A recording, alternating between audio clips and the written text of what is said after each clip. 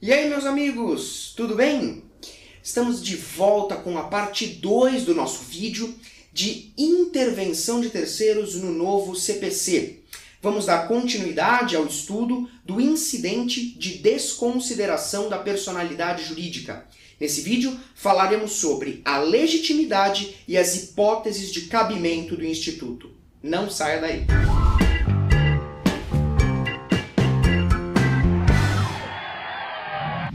Muito bem. Legitimidade.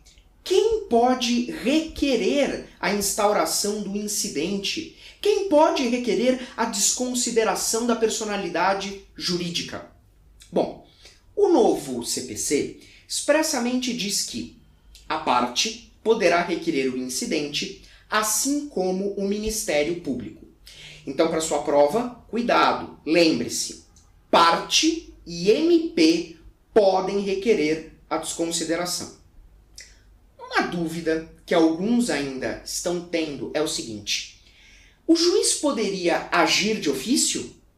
Pois é, a princípio, acredito, segundo a maioria dos doutrinadores, que não. O juiz não poderia de ofício decretar a desconsideração. Por quê? Porque o Código de Processo Civil, quando trata do Instituto, fala expressamente que a parte ou o MP podem requerer.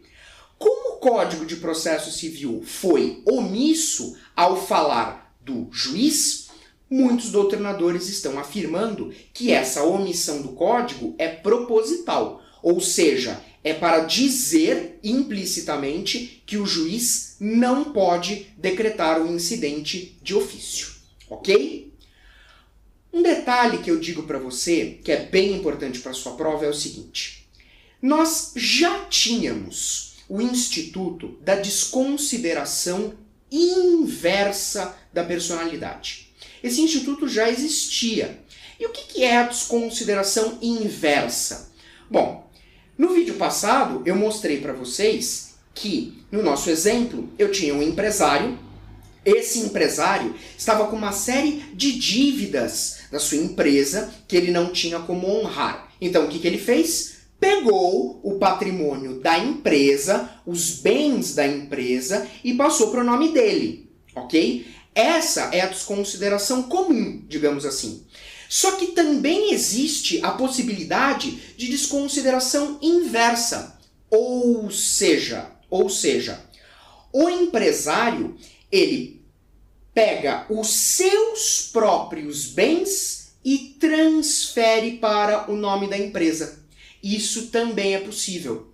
Então, se eu tenho, por exemplo, uma dívida daquele empresário, ele pode, para salvar o seu próprio patrimônio, transferir esse patrimônio para a empresa. Então imagina só, um exemplo muito comum em que se pode utilizar a desconsideração inversa. Imagine uma ação de divórcio.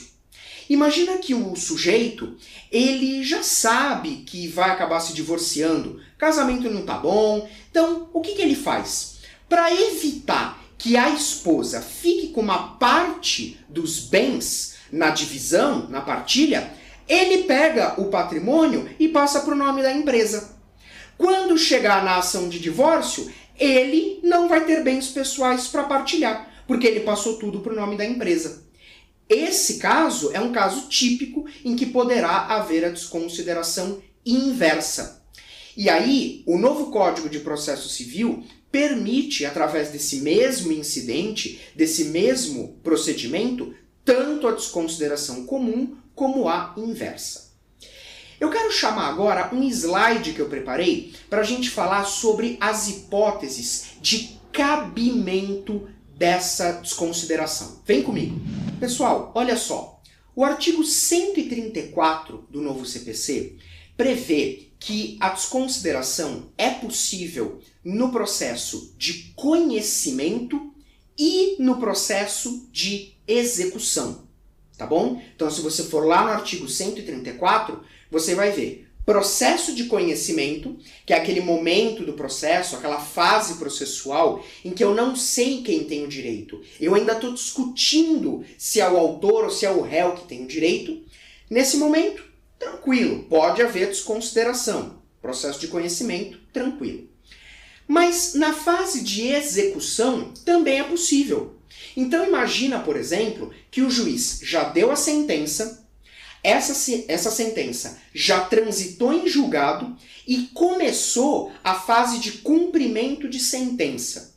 Essa é a terminologia que o novo CPC usa. Então, proferiu a sentença, transitou em julgado, vai ter, posteriormente, a fase de cumprimento de sentença, ok? Que no CPC antigo chamava execução por título judicial.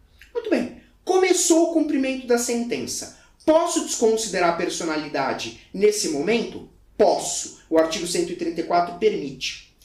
E nas execuções por título extrajudicial, posso desconsiderar? Pode. 134 permite. Então, por exemplo, se eu tenho um cheque, uma duplicata, uma nota promissória, e eu entro direto com uma ação de execução por título extrajudicial, não tem problema. Também posso desconsiderar.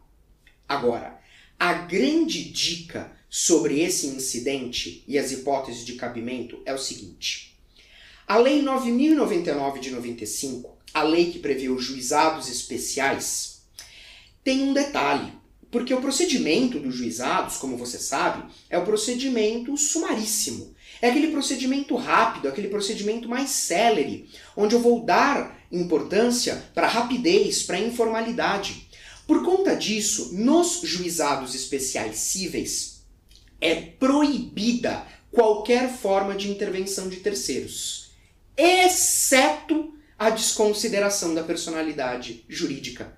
Então, o pulo do gato nesse caso, meus amigos, é o seguinte: a única forma de intervenção de terceiros admitida nos juizados especiais cíveis é a desconsideração da personalidade jurídica. Esse ponto cai demais em prova. Ok? Com essas informações, falamos sobre a legitimidade, só parte INP, juiz de ofício não, pelo menos por enquanto, e falamos também, no segundo momento, das hipóteses de cabimento, o artigo 134. Então, pode desconsiderar processo de conhecimento, processo de execução e nos juizados especiais cíveis. Ok? Forte abraço, meus amigos. E não perca, porque teremos o vídeo número 3, onde nós vamos encerrar o Instituto da Desconsideração, falando um pouco sobre o seu procedimento. Então, não perca. O vídeo 3 vai fechar todo o nosso estudo. Se você gostou, por favor, dê o seu like, se inscreva no canal, ajude aí nós propagarmos o nosso conhecimento para ajudar todo mundo que está nessa luta por concurso público ou OAB. Forte abraço e bons estudos!